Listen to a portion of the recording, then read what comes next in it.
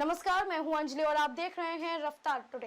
तो चलिए शुरुआत करते हैं आज की बड़ी खबर से। राष्ट्रपति चुनाव को लेकर विपक्षी दलों की बैठक आज। पवार ने उम्मीदवारी से किया इनकार। विपक्ष के रवैये से ममता बेचैन। राष्ट्रपति चुनाव को लेकर विपक्ष ने मंथन शुरू कर दिया है। सभी विपक्षी दल मिलकर एक संयुक्त उम्मीदवार को मैदान में उतारना चाहते हैं।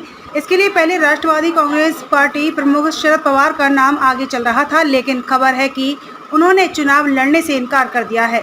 बुधवार को दिल्ली में विपक्षी दलों की एक बैठक होगी, जिसमें एक बाबत रणनीति तैयार की जा सकती है। पश्चिम बंगाल की मुख्यमंत्री ममता बनर्जी ने यह बैठक बुलाई है, जिसमें माकपा और भाकपा का शीर्ष नेतृत्व शामिल नहीं होगा।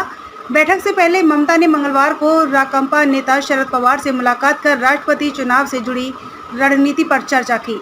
शरद पवार ने इस बैठक में साफ कर दिया कि वे विपक्ष का साझा उम्मीदवार बनने के लिए तैयार नहीं है। वहीं विपक्ष की बागडोर थामने की कसरत के तहत दीदी की बुलाई गई एक बैठक को लेकर असहज होने के बावजूद कांग्रेस और वाम दलों ने विपक्षी खेमे में किसी तरह के बिखराव को रोकने के लिए इसमें शामिल होने का फैसला किया है।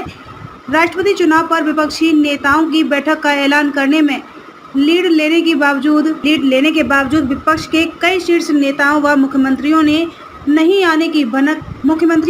आने की भनक ने दीदी को बेचैन कर दिया है। इसीलिए दिल्ली पहुंचते ही ममता सबसे पहले पवार से मिलने उनके घर पहुंची।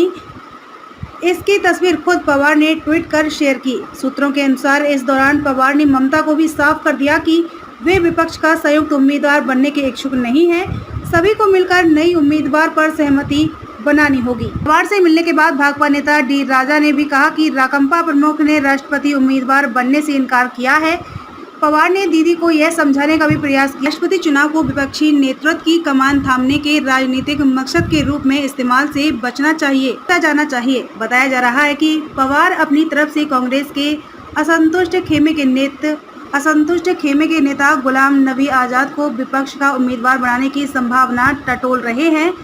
उन्होंने वाम दलों के नेताओं और ममता दोनों की मंशा की था ली है। बहरहाल चाहे मजबूरी में ही सही, मगर विपक्षी एकता की खातिर कांग्रेस और वाम दलों की बैठक में शामिल होने के संदेश के बाद ममता बनर्जी की बुधवार को प्रस्तावित बैठक राष्ट्रपति चुनाव पर विपक्ष की पहली औपचारिक मंत्रणा होगी। इसमें विपक्षी खेमे का कोई अन्य बड़ा मुख्यमंत्री शामिल होगा, इसकी संभावना कम ही है।